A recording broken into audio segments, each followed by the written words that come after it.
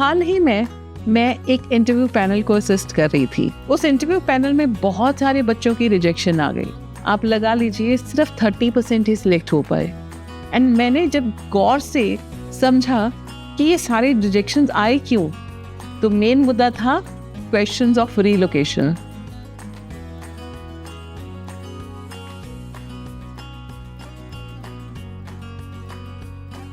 हाय, मैं सुमीत कौर स्वागत करती हूँ आपका next episode on ultimate interview guides में। ये बड़ा ही इम्पोर्टेंट क्वेश्चन है और बहुत बार ये डिसाइडिंग क्वेश्चन हो जाता है, ये डिसाइडिंग आंसर चला जाता है टुवर्ड्स एचआर कि आपको वो सिलेक्ट करेगा, शॉर्टलिस्ट करेगा या नहीं करेगा।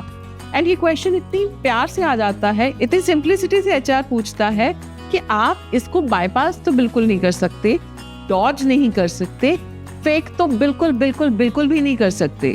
क्या कर सकते हैं? सिर्फ सच बोल सकते हैं। अब इस सच्चाई में आपको ओवर शेयरिंग नहीं करनी, इस सच्चाई में आपने अपने बहुत सारी पर्सनल प्रॉब्लम्स नहीं बता देनी।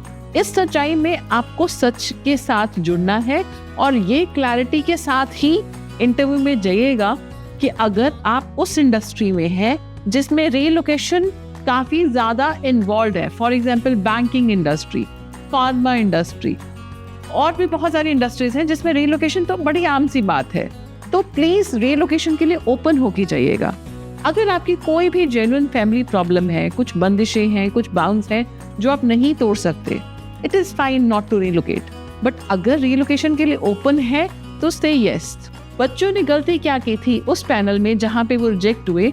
They started faking relocation. For example, वो 3 स्टेट्स दूर थे दिल्ली एनसीआर से, बट दे सेड नहीं, मेरे दूर की चाचा चाची वहाँ रहते हैं, मैं उनके पास शिफ्ट हो जाऊंगा।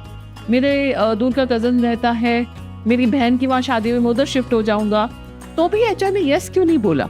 बिकॉज एचआर समझ गया था कि हो जाऊंगा, हो पाएगा या नहीं हो पाएगा, ये ऑफर लेटर के बाद में ही समझ में आएगा।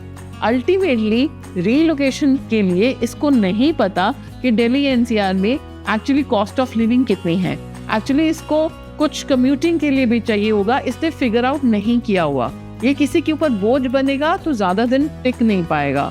अगर इंडिपेंडेंटली वहां पे रह चुका होता या वहां रहना जानता होता तो डेफिनेटली एचआर उसको पिक कर लेता। सो बहुत बार हम जो जेन्युइनली बोल देते हैं, बिना सोचे समझे हाँ करने के चक्कर में कोई कहानी जोड़ देते हैं कॉन्फिडेंस देने के लिए, वो एचआर को कुछ और ही क्लैरिटी दे देते हैं। सो रीलोकेशन में आपको हमेशा क्या याद रखना है? You have to be clear on relocation while moving from home. अगर आप घर से चलने से पहले ही दिमाग में लेकर चले हैं कि मैं एक बैंकिंग वाली जगह पे जा रहा हूँ या मैं एक मल्टीनेशनल कंपनी में जा रहा हूँ जहाँ पे उनके 6 लोकेशन है, वो कहीं पर भी हायर करेंगे, तो डेफिनेटली मैं सोच के जाऊँ मैं रीलोकेट कर सकता हूँ या कर सकती हूँ कि नहीं, और वो ही आगे से बोले। राइट? आपको पता होना चाहिए कौन सी जगह वो आपको भेज सकते हैं, रीलोकेशन कहाँ पे आप कर सकते हैं, उस शहर के बारे में, उसका कॉस्ट ऑफ लिविंग, उसका स्टाइल आपको आता है। क्योंकि उसी पैनल में एक क्वेश्चन ये भी आया था कि 1 student from Maharashtra wanted to relocate to Hyderabad. तो एचआर ने जरूर पूछा, करे हैदराबाद में तो तुम्हें लैंग्वेज इशू होगा। तो उसने बोला, नो सर, मैं एक्चुअली अपनी स्कूलिंग हैदराबाद में बचपन में करा है, मुझे वहाँ का लैंग्वेज इशू नहीं आएगा, and Hyderabad is one of my desired city to live in and to grow. हमेशा एचआर जो समझना चाहता है वो ये जब समझना चाहता है कि आपका कोई भी डिसीजन, आपका कोई भी statement in the interview career growth की तरफ अटैच होता है, उसके साथ अलाइन होता है। क्या आपका जो कोई भी वेग प्लान है टुवर्ड्स योर करियर ग्रोथ या करियर बनाने के लिए, आपका हर एक स्टेटमेंट उसके साथ थोड़ा सा अटैच हो जाता है? जैसे ही उसको ये समझ में आता है कि भाई इसके दिमाग में कुछ है और ये अटैच हो रहा है, करियर ग्रोथ की तरफ जा रहा है, वो डेफिनेटली आपको पसंद करेगा। एचआर को कुछ नहीं चाहिए, आपकी clarity, confidence and yes concreteness चाहिए। जो बोले ठोक के बोले, ठोक के उस पे खड़े रहें एंड यस अपना स्टैंड लें, और वो स्टैंड बिल्कुल सही होना चाहिए। और कुछ नहीं है जो एचआर को आप में देखना है with in 20 to 30 minutes, but yes ये 3 चीज वो आप में जरूर देखना चाहेगा। तो रीलोकेशन के लिए मुझे पूछा गया था कमेंट सेक्शन में कि मैम प्लीज रीलोकेशन पे हमें एक वीडियो दीजिए, तो ये वीडियो आपके बहुत काम आने वाली है। अगर और भी कोई question you want me to answer in the interview, please write down in the comment box.